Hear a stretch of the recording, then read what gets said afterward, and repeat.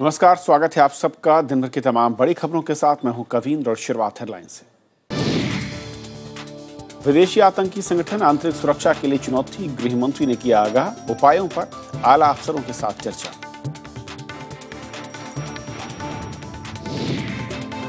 झारखंड जम्मू कश्मीर में चरम पर दूसरे दौर का चुनाव प्रचार। प्रधानमंत्री कांग्रेस अध्यक्ष की झारखंड में रैलियां, विकास के नाम पर मांगे वोट। मेघालय तक दौड़ी पहली रेल, प्रधानमंत्री ने मेंदीपाथर से गुवाहाटी के बीच दिखाई झंडी। रेलवे के निजीकरण और आधुनिकीकरण पर दिया जोर। लोकसभा अध्यक्ष सुमित्रा महाजन का महिला आरक्षण पर जोर, कहा कार्यकाल में पारित कराने की होगी कोशिश। नेता विपक्ष पर पुराने रुख पर कायम। नाइजीरिया की मस्जिद में आत्मघाती हमला, 120 की मौत और 250 से अधिक घायल। नाराज भीड़ ने 4 बंदूकधारियों को मारा, बोको हराम पर शक।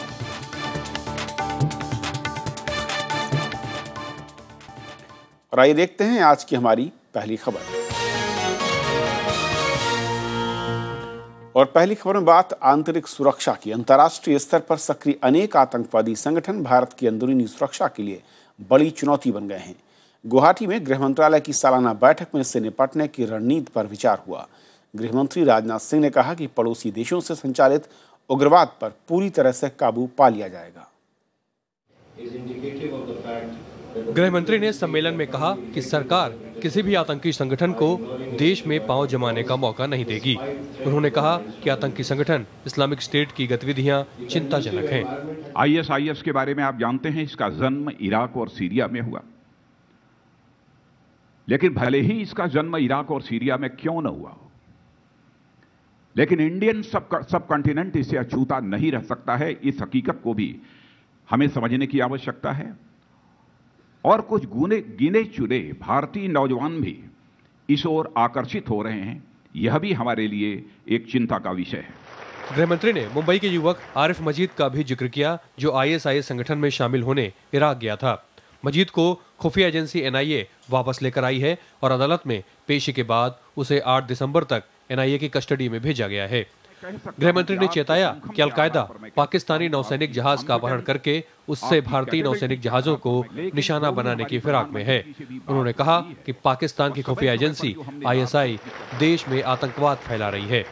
दुर्भाग्य है कि पाकिस्तान अपनी हरकतों से बाज नहीं आ रहा है। मैं पाकिस्तान के हुक्मरानों से पूछना चाहता हूं कि यदि वह नॉन स्टेट एक्टर्स के द्वारा इस प्रकार की आतंकवादी गतिविधियां यदि भारत में की जा रही हैं, तो आईएसआई क्या यह भी नॉन स्टेट एक्टर है?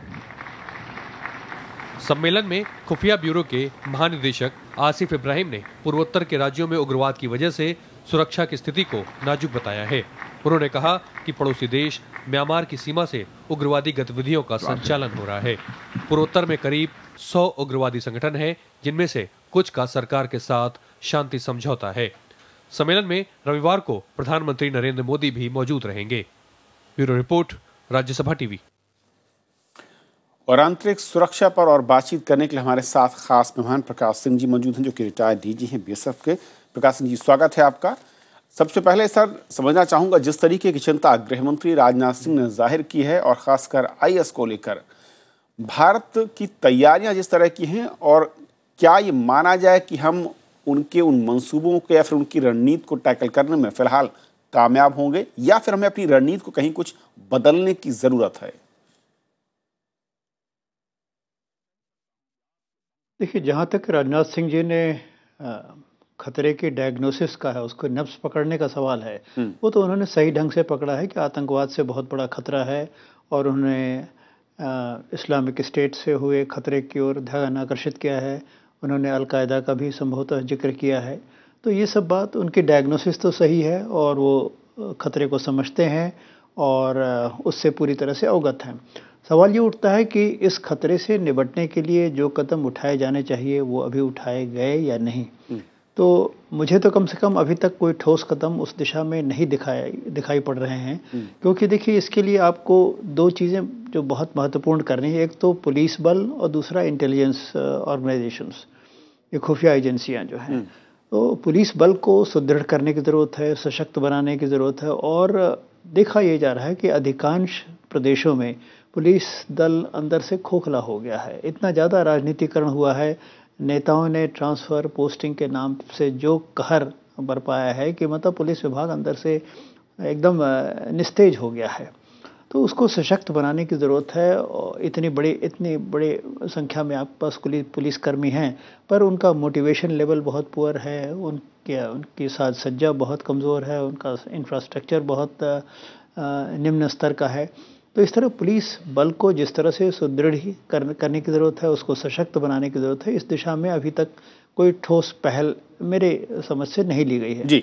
इसी तरह इंटेलिजेंस एजेंसीज़ का भी, स्टेट इंटेलिजेंस की हालत बहुत ही ख़राब है और ज़्यादातर इंटेलिजेंस एजेंसीज़ हैं वो अपना बस अपने विरोधी नेताओं के बारे में ही अभिसूचनाएं एकत्रित कर रही हैं। राष्ट्रीय सुरक्षा या प्रदेश की सुरक्षा में उनका उतना ध्यान नहीं जा रहा है और आपसी तालमेल की बड़ी कमी है, सामंजस्य की कमी है। इस तरह से जहाँ तक पुलिस बल और इंटेलिजेंस है, इसमें बहुत बड़ी खामियां इन दोनों में अभी भी हैं। आप कहेंगे इन दोनों देखा जाए तो अर्धसैनिक बल भी जो हमारे इन दोनों को और चौकस मजबूत करने की जरूरत है, कोऑर्डिनेशन की जरूरत है। सिंह साहब, एक और जो चीज जिसकी तरफ आज इशारा किया गया कि आईएस जैसी संस्थाएं देश के युवकों को गुमराह कर रही है, गृह मंत्री का ये स्वीकृति मैं कहूँ एक तरीके से है, अगर इस मंच के बाद में कहा उन्होंने, किस तरीके से इस तरह के गुमराह करने वाले लोगों को या फिर उनके जो मैं कहूँ कि एक नेटवर्क पूरा काम कर रहा है, उससे निपटने को लेकर हमें किस तरह के कदमों की जरूरत है और क्या उसकी तरफ स्टेट गवर्नमेंट्स या फिर मैं कहूं कि सामाजिक जो तानामाना है वो कहीं कुछ एक्टिव होता नजर आता है? देखिए, ऐसे लड़कों को गुमराह न हो इसके लिए दो स्तर पे कार्रवाई की ज़रूरत है। एक तो ये कि वो जो प्रोपेगेंडा है इस्लामिक स्टेट का उससे प्रभावित ना हो, एक तो ये आवश्यकता है। दूसरे कि जो लोग कुछ हद तक प्रभावित हो चुके हैं उनको डी रेडिकलाइजेशन प्रोग्राम या उनको फिर से उनके मस्तिष्क का शुद्धिकरण ऐसा हो कि ताकि वो उसके प्रभाव से मुक्त हो सकें। दोनों स्तर पे हमें कार्रवाई करनी पड़ेगी। हमारी जो डेमोक्रेटिक रिपब्लिक है उसके लिए कितना घातक होगा ये जनसाधारण तक ये संदेश पहुंचाने की ज़रूरत है। और जहाँ तक डी रेडिकलाइजेशन का सवाल है उसके लिए हमारे ख्याल में उसके लिए भी विशेष प्रयास करने की ज़रूरत है। जो लोग इससे प्रभावित हो चुके हैं उनको किस तरह से कहीं एकत्रित करके उनको किस तरह से शिक्षा दी जाए ताकि वो जो गलत दर्शन उन्होंने अपना लिया है उससे वो मुक्त हो सकें और किस तरह से मतलब देश को प्रगति के रास्ते पर ले जाने के लिए कौन सा मतलब डेमोक्रेटिक दर्शन हमें चाहिए उसको उन्हें अच्छी तरह से समझाने की आवश्यकता है। और प्रकाश सिंह जी, ये मतलब उन्होंने राजनाथ सिंह जी ने ये भी एक जी सर कंटिन्यू कीजिए आप।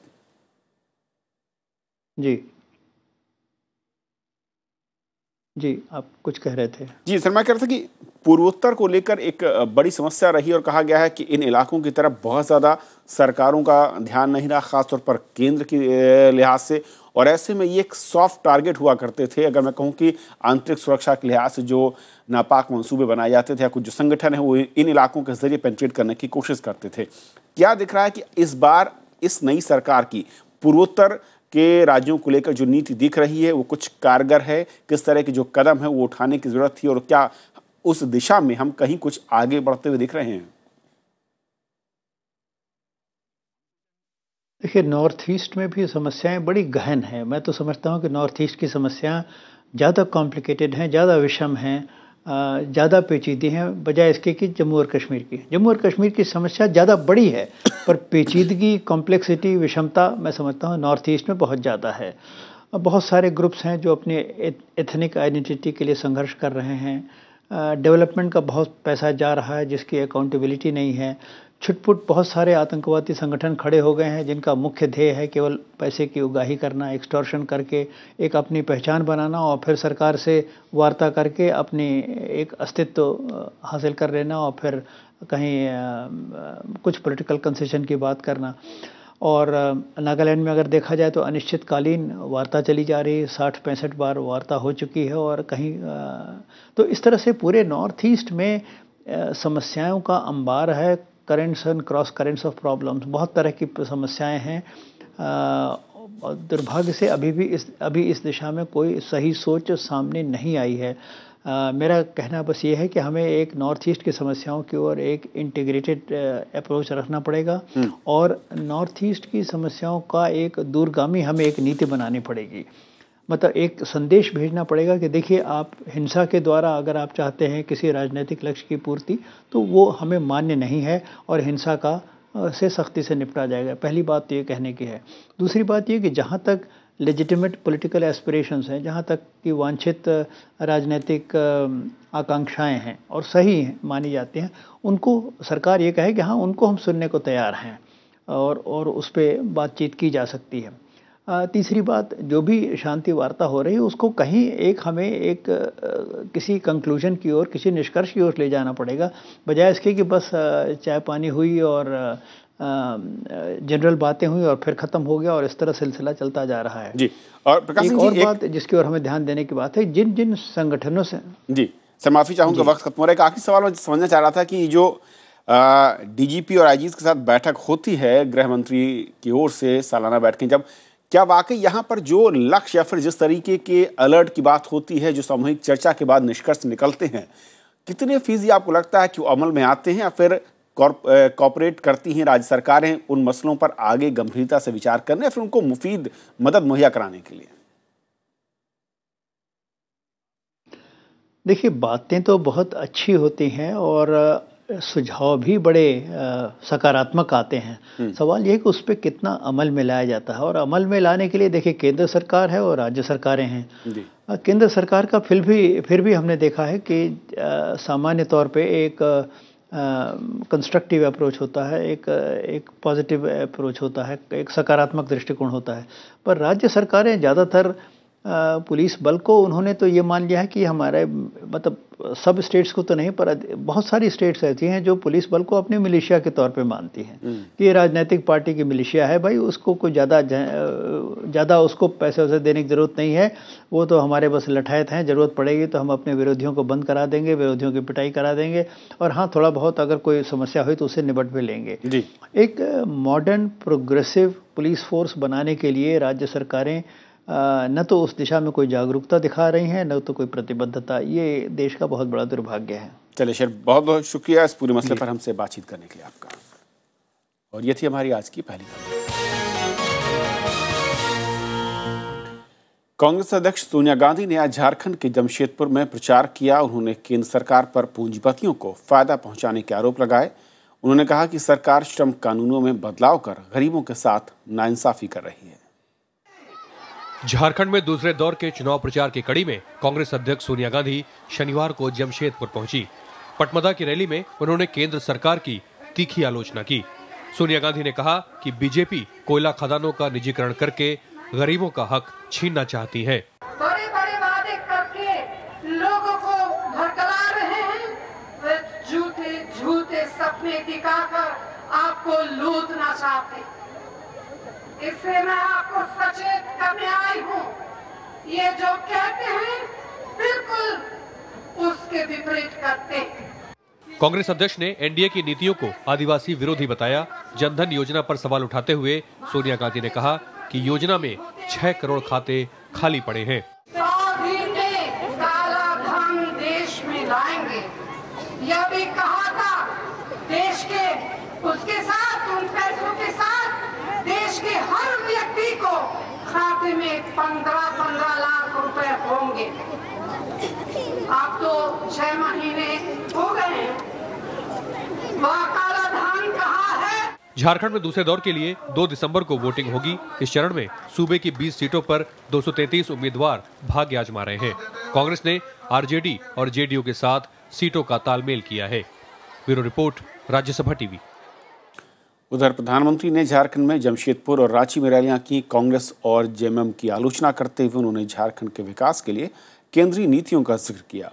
राज्य में दूसरे चरण में 20 सीटों पर रविवार की शाम प्रचार थम जाएगा। जमशेदपुर में नरेंद्र मोदी ने अपने संबोधन की शुरुआत लोकसभा चुनाव में बीजेपी को पूर्ण बहुमत दिलाने के लिए जनता को धन्यवाद देकर किया। उन्होंने राज्य में बीजेपी की जीत के बाद लोगों को उनके सपनों का झारखंड देने का वादा किया। ये मुझे समझता भी है, मुझे दिखता भी है। आप मुझे ऐसी सरकार बना के दे दीजिए, पूर्ण बहुमत वाली भाजपा की सरकार बना के दे दीजिए, मैं आपको आपके सपनों का झारखंड बना के दे दूंगा। प्रधानमंत्री ने कहा कि केंद्र सरकार ने ऐसी नीतियां बनाई हैं जिससे अब कोयला की लूट नहीं हो सकती। हमने जो कोयले की नीति बनाई है उसके कारण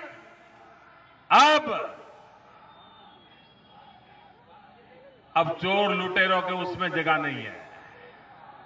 ये लूटने वालों ने बहुत लूट लिया, अब कोयला लूटने नहीं दिया जाएगा। नरेंद्र मोदी ने इसके बाद रांची में भी चुनावी रैली कर जनता से बीजेपी को बहुमत के साथ जिताने की अपील की। बीजेपी झारखंड की 81 में से 72 सीटों पर चुनाव लड़ रही है। पार्टी ने 8 सीटें अपनी सहयोगी party all Jharkhand student union और 1 सीट लोक जनशक्ति पार्टी को दी है। Bureau report, Rajya Sabha TV. चुनाव आयोग ने चुनाव में हुए खर्च का हिसाब जमा न करने के लिए 20 राजनीतिक दलों को कारण बताओ नोटिस दिया है। आयोग ने सभी पार्टियों को 15 दिन के अंदर अपना जवाब देने के लिए कहा है। चुनाव आयोग ने लोकसभा के साथ आंध्र प्रदेश, अरुणाचल प्रदेश, ओडिशा और सिक्किम विधानसभा चुनाव के दौरान खर्च का ब्यौरा नहीं देने को लेकर नोटिस जारी किया है। ये notice Congress, BJP, TMC, Samajwadi party, आम आदमी पार्टी, हरियाणा जनहित कांग्रेस, जेएमएम, असम गण परिषद समेत 20 राजनीतिक दलों को जारी किया गया है। आयोग ने सभी पार्टियों से 15 दिन के भीतर खर्च का ब्यौरा जमा करने को कहा है। चुनाव आयोग ने चेतावनी दी है कि अगर इस समय सीमा के अंदर पार्टियों ने खर्च का ब्यौरा नहीं दिया तो उनकी मान्यता भी रद्द की जा सकती है। गौरतलब है कि विधानसभा चुनाव में सभी पार्टियों को 75 दिन के अंदर खर्च का ब्यौरा देना होता है। वहीं लोकसभा चुनाव में 90 दिन के भीतर पार्टियों को चुनावी खर्चे का विवरण जमा करना होता है। Bureau report, Rajya Sabha TV. Maharashtra के मुख्यमंत्री देवेंद्र फडणवीस ने फिर से दोहराया है कि बीजेपी शिवसेना को सरकार का हिस्सा बनाना चाहती है। उन्होंने इस सिलसिले में जारी चर्चा के कामयाब होने की उम्मीद भी जताई। इस बीच बीजेपी नेता सुब्रमण्यम स्वामी ने राज्य में स्थिर सरकार के लिए बीजेपी शिवसेना गठबंधन पर जोर दिया है।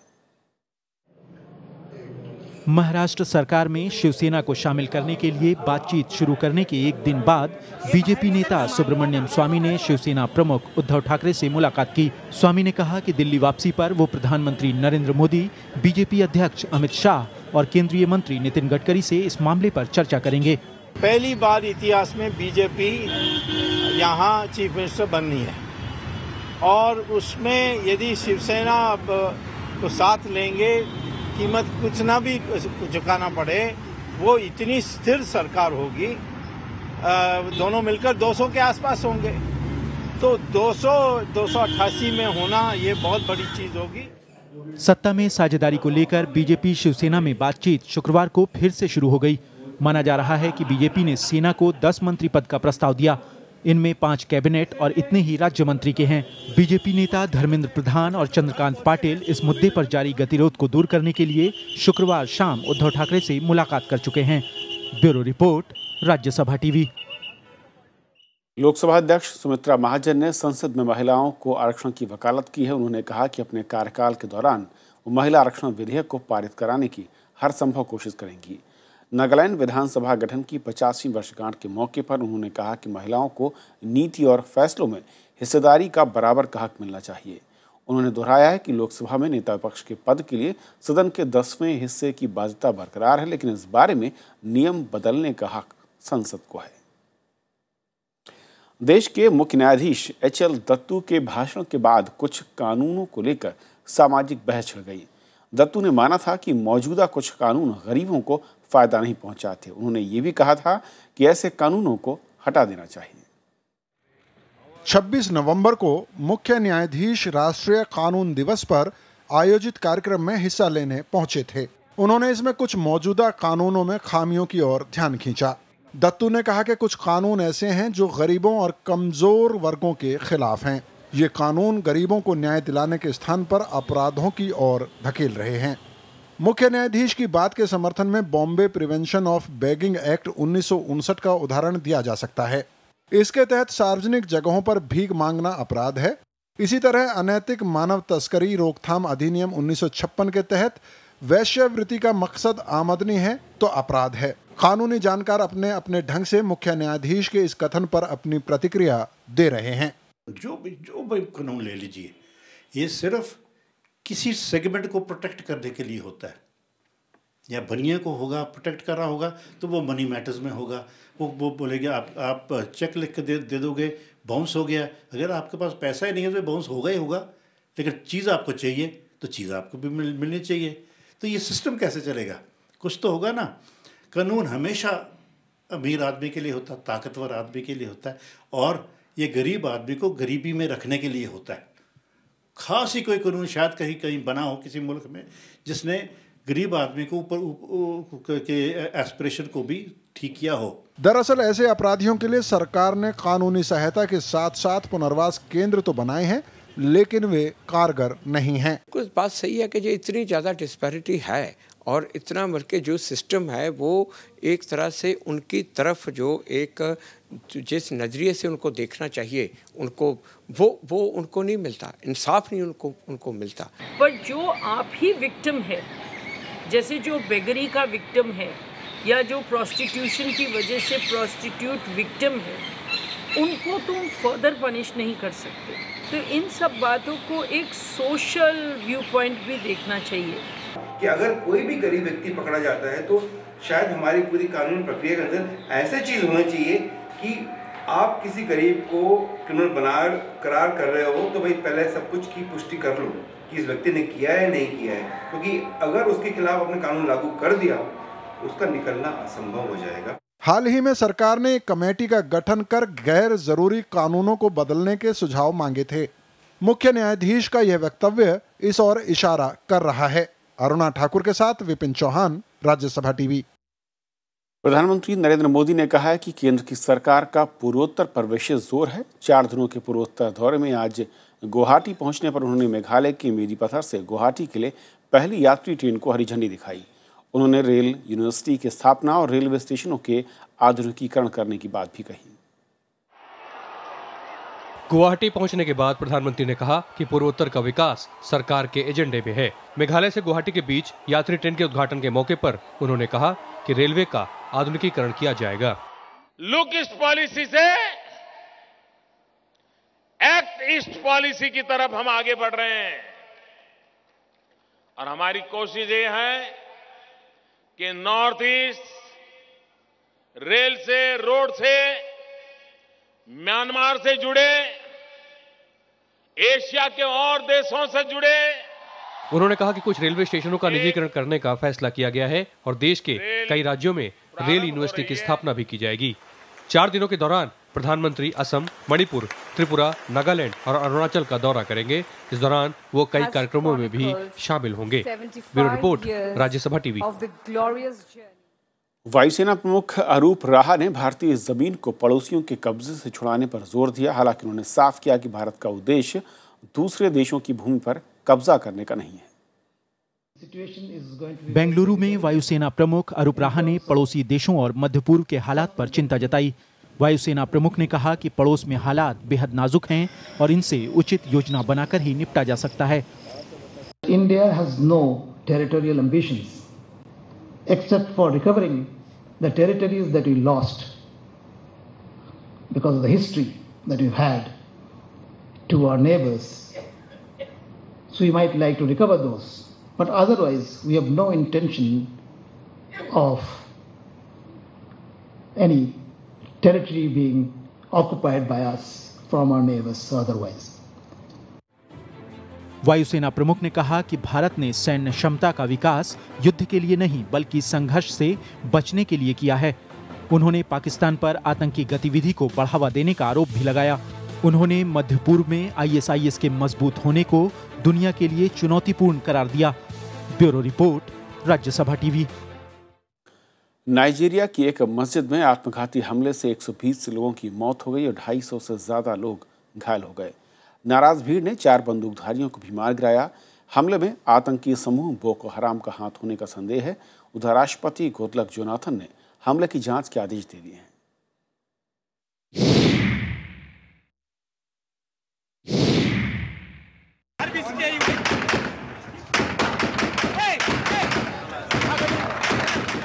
ये तस्वीरें पश्चिमी अफ्रीकी देश नाइजीरिया के सबसे बड़े शहर कानो की हैं। वहां जुमे की नमाज के दौरान 2 आत्मघाती हमलावरों ने खुद को उड़ा लिया। बंदूकधारियों ने अंधाधुंध फायरिंग की और ग्रेनेड भी फेंके। ये मस्जिद धार्मिक गुरु और कानो के अमीर मोहम्मद सनुसी के महल से लगी हैं। उन्होंने पिछले हफ्ते ही नागरिकों से बोको हराम के खिलाफ हथियार उठाने की अपील की थी। राष्ट्रपति गुडलक जोनाथन ने कहा कि हमलावरों को खोजकर कड़ी सजा दी जाएगी। अभी तक किसी आतंकी संगठन ने हमले की जिम्मेदारी नहीं ली है, लेकिन अधिकारियों को आशंका है कि इसके पीछे बोको हराम का हाथ है। इससे पहले पूर्वोत्तर शहर मैदुगुरी में भी आतंकियों ने एक मस्जिद में धमाके की कोशिश की, लेकिन सुरक्षा बलों ने नाकाम कर दिया। Bureau report, Rajya Sabha TV. चीन के अशांत शिनजियांग प्रांत में आतंकी हमले में 11 आतंकियों समेत 15 लोगों की मौत हो गई। यह हमला शाचे काउंटी में स्थानीय समय के मुताबिक दोपहर 1:30 बजे हुआ। शिनजियांग में 45% आबादी उइगर मुस्लिम समुदाय की है और चीन सरकार का कहना है कि पाकिस्तान के कुछ क्षेत्रों में इन आतंकवादियों को ट्रेनिंग दी जाती है। इससे पहले भी शिनजियांग में कई आतंकी हमले हो चुके हैं। तो खबरों के आज के सफर में इतना ही, लेकिन जाते जाते छोड़ जाते हैं देश और दुनिया की कुछ और बड़ी खबरों के साथ। नमस्कार। बीजेपी अध्यक्ष अमित शाह की रविवार को कोलकाता में होने वाली रैली को अनुमति मिल गई है। कोलकाता के मेयर ने आज इसकी घोषणा की। इससे पहले कोलकाता हाईकोर्ट की ओर से नियुक्त 2 अधिकारियों ने शनिवार को बीजेपी अध्यक्ष अमित शाह की रैली की जगह का निरीक्षण किया। बिहार सरकार की जांच समिति ने पटना के गांधी मैदान में 3 अक्टूबर को भगदड़ के लिए जिला प्रशासन को जिम्मेदार ठहराया है। समिति ने भीड़ प्रबंधन समेत व्यवस्था में कई खामियां पाई। रोशनी की भी पर्याप्त व्यवस्था नहीं थी। श्रीनगर के लाल चौक पर आतंकियों ने आज एक ग्रेनेड हमला किया। हमले में 7 लोग घायल हुए हैं। घायलों में एक सीआरपीएफ जवान भी शामिल है। आतंकियों ने लाल चौक में सीआरपीएफ के बेस कैंप पर हैंड ग्रेनेड से हमला किया था। भारतीय पर्यटक अब सिक्किम के साथ नाथुला दर्रे से होकर भी कैलाश मानसरोवर की यात्रा कर सकेंगे। पर्यटन मंत्रालय के अधिकारियों के मुताबिक ये रास्ता अगले साल से खुल जाएगा। भारत और चीन के बीच इस रास्ते को खोलने के लिए इस साल सितंबर में समझौता हुआ था। दिल्ली में कमला नगर के एक एटीएम के कैश वैन से 1.5 करोड़ रुपए लूट लिए गए। लुटेरों ने एटीएम के गार्ड की हत्या भी कर दी। वारदात के वक्त कैश वैन के कर्मचारी एटीएम में रुपए भर रहे थे। पाकिस्तान के अशांत कबायली इलाके में सेना ने 21 आतंकवादियों को मार गिराया है। सेना के मुताबिक लड़ाकू विमानों से आतंकियों के ठिकाने पर हमले किए गए। हमले में आतंकियों के कई ठिकाने तबाह भी हुए हैं। मारे गए ज्यादातर आतंकी लश्कर-ए-इस्लाम से हैं। श्रीलंकाई नौसेना ने 3 भारतीय मछुआरों को बचाने की बात कही है। नौसेना के मुताबिक शुक्रवार की रात मछुआरों की नाव बीच सागर में टूट गई। इन्हें बचाकर जाफना के डेलफट इलाके में ले जाया गया। मिस्र की एक अदालत ने पूर्व राष्ट्रपति होस्नी मुबारक और उसके 7 सहयोगियों को हत्या के आरोप से बरी कर दिया है। मुबारक पर 2011 की क्रांति के दौरान सैकड़ों प्रदर्शनकारियों की जान लेने का आरोप था। भारत और ऑस्ट्रेलिया के बीच ब्रिस्बेन में 4 दिसंबर से होने वाला पहला टेस्ट मैच टाल दिया गया है और ऑस्ट्रेलियाई क्रिकेटर फिलिप ह्यूज के 3 दिसंबर को होने वाले अंतिम संस्कार को देखते हुए ये फैसला किया गया था। फिलिप ह्यूज की सिर में बॉल लगने से मौत हो गई थी।